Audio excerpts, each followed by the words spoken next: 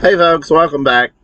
I wanted to do a part 2 to my video about owner-operators and the owner-operator business model being finished. I got a lot of comments on the first one. I got a lot of views on the first one. Most of the comments, 90% of them, were positive. A few of them were kind of middle ground, and a couple of them were ugly, rude, downright bad. That's okay. I'll take the good with the bad. Nobody is censored here. You can say whatever you want. Everybody's got an opinion. I just wanted to further explain what I meant. I have talked to a few of my owner-operator friends since I made that video. I brought up some of the points that was made in the comments, and I wanted to break down a few things and explain more of what I mean by when I say the owner-operator business model is finished. I guess the first thing that I want to say is the rates and the pay for owner-operators have not kept up with inflation. In fact, as a general rule, truck drivers have not had a pay increase in 25 years. I said that I went back to being a company driver after being in the industry for 23 years. Okay, let's go back 23 years ago when I worked for MS Carriers. I worked for a dedicated account. My pay, bring home pay, back then was somewhere around, give or take, depending on what I did, because I got paid for driver assist. I got paid extra pay for going to the Northeast. Some of the loads that I had were 15, 20 stops on one trailer. I got paid for each stop that I did. And doing the driver assist, I got paid for that as well. My bring home pay back then was somewhere between $900 and $1,400 a week. That was bring home after taxes. Everything was cheaper back then. Everything. I bought a 1 or 2 year old Chevrolet Z71 extended cab, had like 10,000 miles on it back then. I think if I remember right, I paid $10,000 for that truck from the Chevrolet dealership with a warranty on it.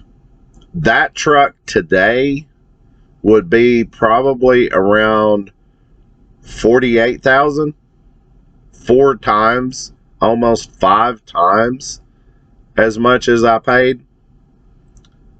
Is driver pay 5 times as much now as what it was? Are you making $5,000 to $6,000 a week bring home as a company driver? Nope, you're not. So company driving has not kept up. Owner operators have gotten even hit harder than company drivers, believe it or not. One of the commenters, and I'm not picking on you, I appreciate you commenting on the video, but you said in your comment, I'm not going to call your name out, somebody can go back and read the comment, you get paid about $250 a mile, you're doing good. Okay, $250 a mile times 3,000 miles a week. I just did the math on it.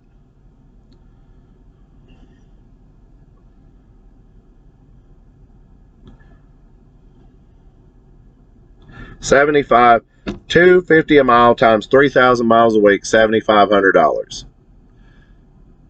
You're going to have to take fuel out of that. Fuel, generally speaking, I know it's plus or minus, but generally speaking, fuel is somewhere around half of your pay. Especially now, $4 and $5 a gallon fuel. So, $7,500 divided by 2, $3,750. Let's just say it's $4,000 even. Let's just do a rounded up. $4,000 even. Out of that $4,000, you're going to have to pay somebody a percent of your pay. Are you a 80-20 split? Are you 75-25 split? Are you a 90-10 split? What are your deductions that are coming out of that each week? Do you have trailer rent? Do you have a truck payment? How much is your bobtail? How much is your cargo? Is it all included? How much is your tag? And then the big whammy is maintenance. If you've got a new truck with a DEF system on it, I feel sorry for you, brother.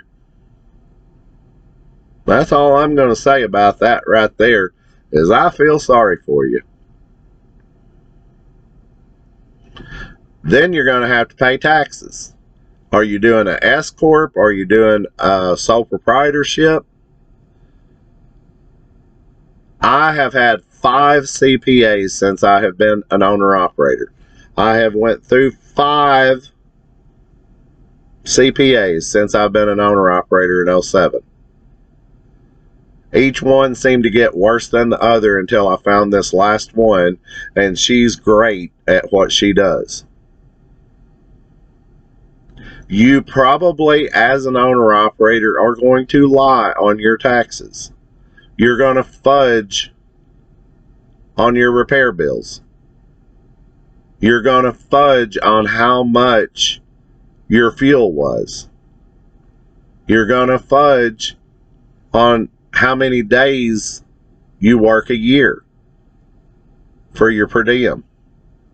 You're going to push it and take the maximum amount you can possibly take, but you're still going to pay taxes.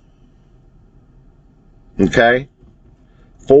Let's just say $4,000 a week times 52 weeks in a year, $208,000 gross. That's gross.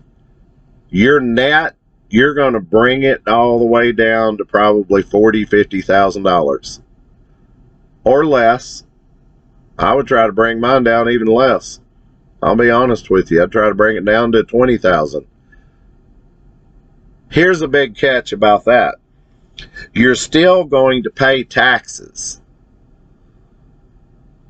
What about health insurance? Do you have health insurance? My health insurance is $1,400 a month. How much is yours? Thanks to Obama, you can't just go get health insurance anymore. That's going to be taken out. Do you have a paid-for house? Do you have a wife? Do you have kids? Are you single? That $208,000, once you pay for all of your deductions to the company, once you pay your percent to the company, once you pay for your trailer, once you pay for your truck, once you pay for everything, that $200,000 is just going to go down and down and down and down and down and down. Here's the catch about that. If you show too little on your net, on your bottom line, that starts eating into your credit worthiness. If you show a $20,000 a year net, how are you going to get money to buy a house? How are you going to get money to rebuild an engine? Are you going to save that money and put it into a maintenance account if you need an engine? I just heard the other day an engine went down in a 2023 International. Warranty wouldn't cover it. They said it was driver error. So the warranty wouldn't cover that on a brand new truck. They got a bill for $68,000 for a new engine for that truck. And now the truck is just sitting in the parking lot. They can't use it. They're having to make payments on it. They can't sell it. They can't repair it. It's just sitting there. How is a single owner operator going to recover from that? Do you want me to tell you about my buddy that is an owner operator that has a Kenworth with a PACCAR engine in it, and he has been hit with $80,000 in repairs just this year alone? His transmission went bad. He's had injector issues. He's had DEF issues. He's had to buy tires. He's had to buy brakes. Just little nickel and dime bills here and there. $80,000 in 1 year. He's got every single one of his credit cards maxed out. His maintenance count is done. One of the rude comments that was put out there was, "You made too many mistakes." Okay, I made too many mistakes. I probably did. I agree with you.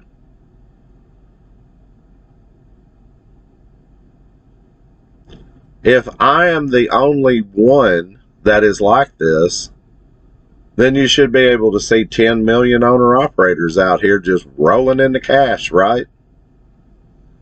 If money is just flowing out like a faucet, there's 10 million owner-operators out here just sucking it in, right? You hardly ever see any owner-operators out here anymore. It's all company drivers. I have a buddy that parked his truck about the same time I did, and I talked to him just today. Now is not the time. And I said, the last 25 years has not been the time. We've just been wading through the mud, hoping to get on higher ground, and we just keep sinking farther into the mud. And he said, you're right. What do we need to do to change it? And I said, exactly what we need to do is everybody needs to come together. Put down this silly squabbling. Come together, quarreling, squabbling, quarreling, whatever the word is I'm trying to use here. We all need to come together as one voice and say, no, we've had enough.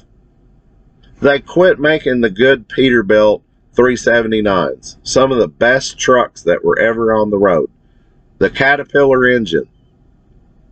It doesn't matter what your preference is. I've had 3 trucks. I currently have one that's got a Caterpillar engine in it.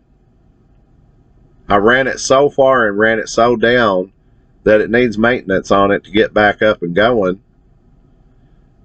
But those have been some of the most rock solid engines. A Caterpillar C15 or a 3406E, either one, from the time they switched to a 3406E all the way up until 2008, when Caterpillar just destroyed their engine because of emissions, which is an absolute farce.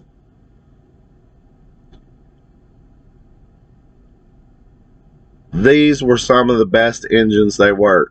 12.7 Detroits, some of the best engines ever made. Cummins N14s, some of the best engines ever made. They got rid of them. the government didn't want them anymore because they lasted too long.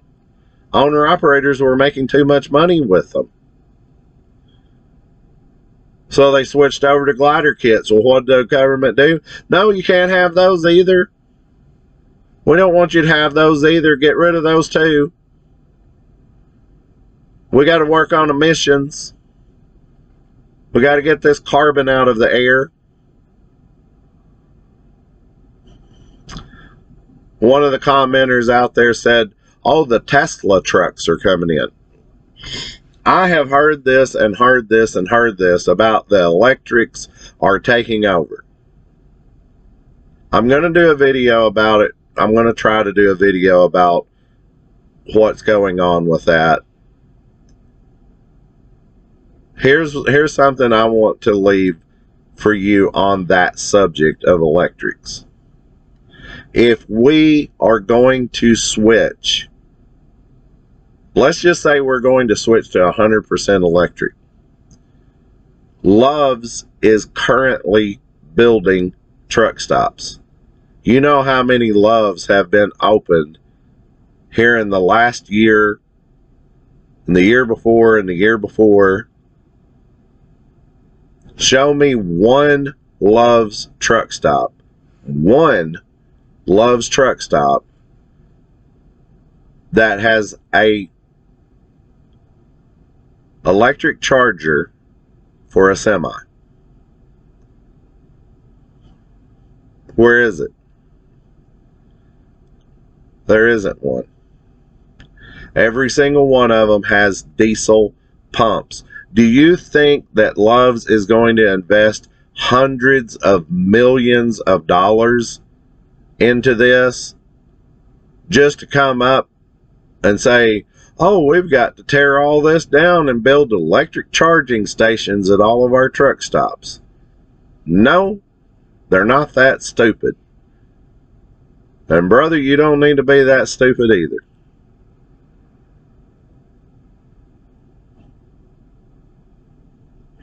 Down in Hillsboro, Texas, straight across from the TA truck stop. Go down there. The TA truck stop in Hillsboro, Texas. Walk out the front door. What do you see across the street? A brand new Buc-ee's being built across the street, right?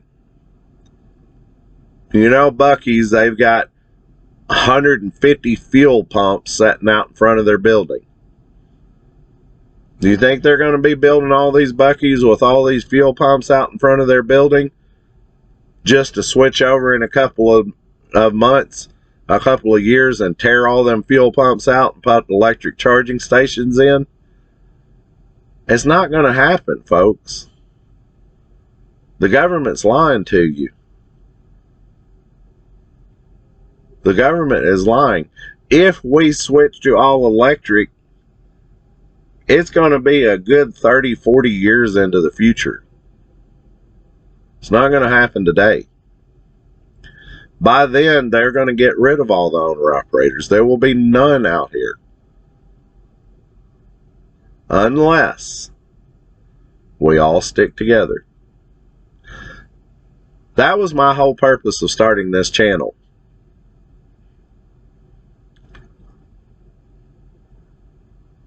I want us to all stick together. Thank you for all the subscriptions. I think I've got 91 as to today. I want 900 million subscribers. Probably won't get there, being realistic. But if we were all to come together and have one voice, we could change this. Company drivers right now should be making $3,000 a week gross. Compared to inflation, compared to 23 years ago, company drivers should be making $3,000 a week gross. Owner-operators should be making at least $10,000 a week gross. At least $10,000 a week gross. We're both, company and owner-operators, are falling way short of those goals. way short of it. I know there's a couple of owner-operators out here. I know personally a couple of owner-operators that are doing okay. They're not doing great. They do a lot of their own maintenance. They put a lot of stuff off. They rob Peter to pay Paul, so to speak. They're not doing great. They're getting by. Compare that to these corporate executives that are making record incomes. Their pay rate has never been higher. Think about that. Slow down and think about that. Think about our pay has either stayed steady or it has fallen. We haven't gotten a pay increase in 25 years. But corporate executives that are running major corporate trucking companies out here are making windfall profits themselves, not just the company, but the corporate executives that run it. $5 million a year for one salary, $7 million a year for one salary, $12 million a year for one salary. Go back and watch my video about corporate executive pay. It was like the second or third video I put out. And I only hit on a couple of them. A buddy of mine that had went to company driving about the time that I went to company driving, talked to him today. He's still got his truck just like I do. He parked his truck just like I did. His company that he works for just all of a sudden said, "You're not getting your Christmas bonus this year." He said, "Why not?" The company said, "We're cutting back. We're not making the profits that we need to." So what do? They cut the driver's salary. Why don't they cut the corporate executive salary? Why does it always have to come down to the company drivers? Makes no sense to me, folks. Without the drivers, the companies wouldn't be anything, but they're the first ones on the chopping block.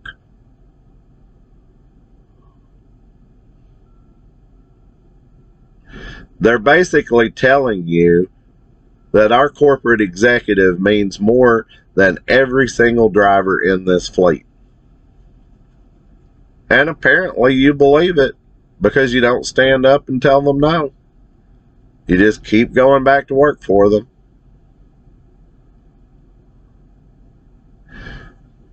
Folks, I'm not here to bash you.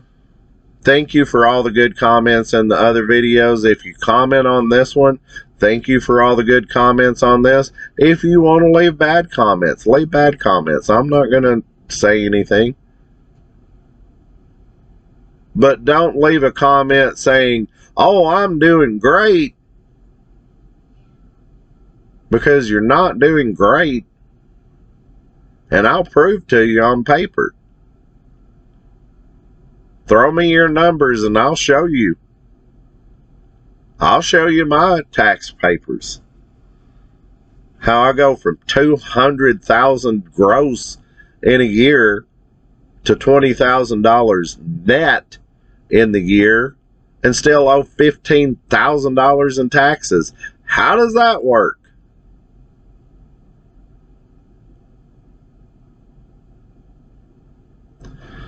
Folks, we're going to have to stand together and we're going to have to change this.